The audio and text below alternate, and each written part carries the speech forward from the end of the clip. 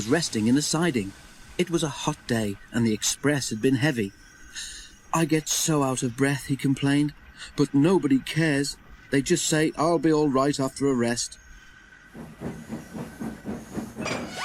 "Get the Fat Controller to give you tanks and a bunker," suggested Thomas cheekily. "You'll feel a new engine. We tank engines never get out of breath, you know." Perhaps it was lucky for Thomas that poor Gordon hadn't the energy to reply.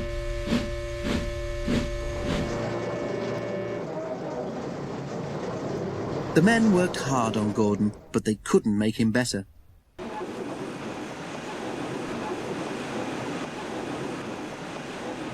"You need new tubes, Gordon," they said. "You'll have to go to the works to have them fitted."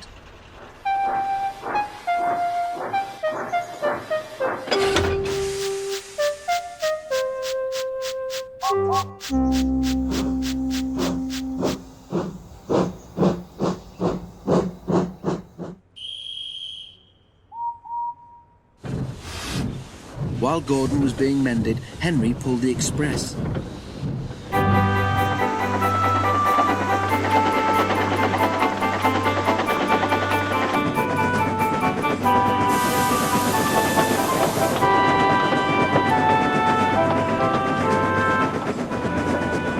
But one morning, just before Gordon was due back, Henry was ill too.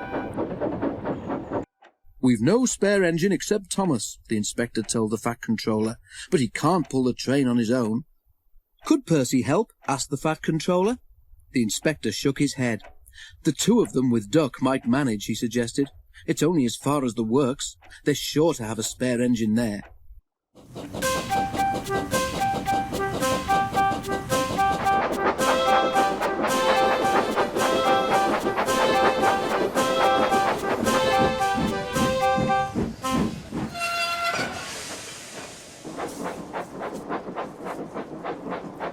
So the three tank engines were coupled together, Thomas nearest the train, Duck in the middle, and Percy at the front.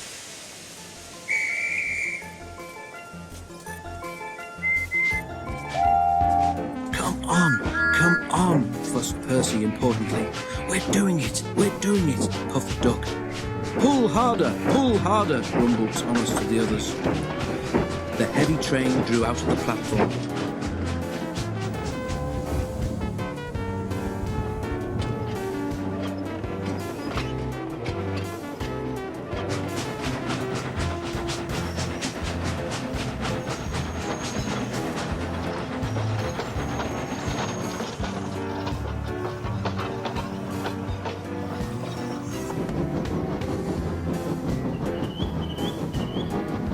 The engines couldn't go as fast as Gordon, but the passengers didn't mind. They knew that Percy, Thomas and Duck were doing their best.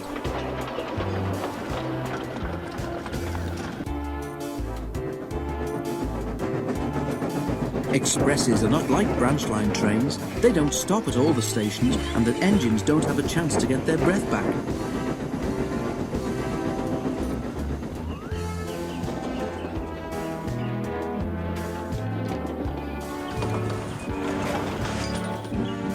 Soon the three began to feel tired.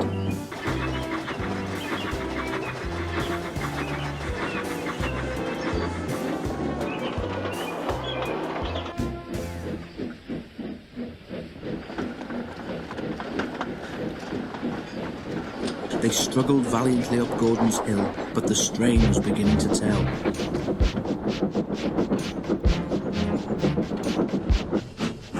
"I'm glad we didn't stick there," thought Thomas.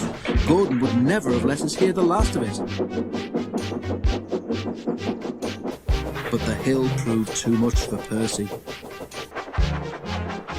His driver blew his whistle and stopped the train.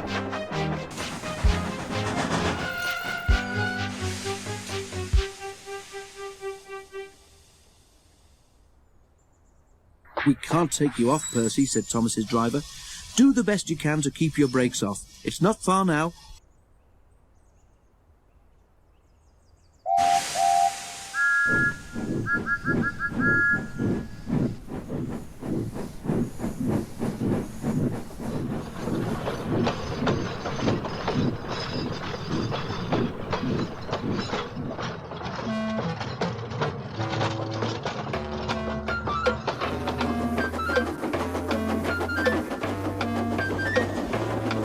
This made things harder for the other two, but they struggled gamely on, twin columns of steam shooting high into the air. "We're nearly there, we're nearly there," puffed Thomas and Duck together as they summoned a last brave effort. Poor Percy had no steam left to say anything.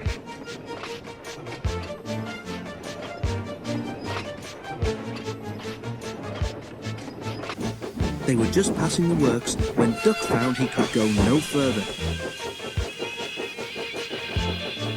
Thomas could not pull the heavy train on his own, and the cavalcade came to a standstill a few yards short of the station platform. And there, standing watching from the works siding, stood Gordon. The Fat Controller, who'd been on the train, told the three engines he was proud of them. "You did very well to get so far," he said, "and now you deserve a rest." Duck, Percy and Thomas were uncoupled, and a new engine took their place.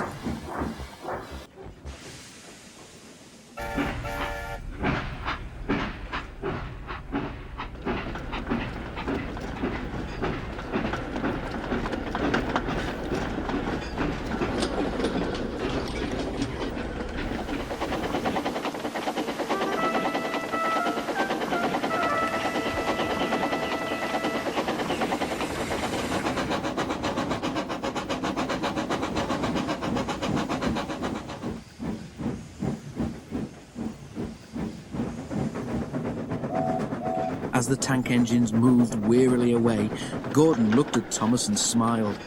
Then he took 3 deep breaths and winked.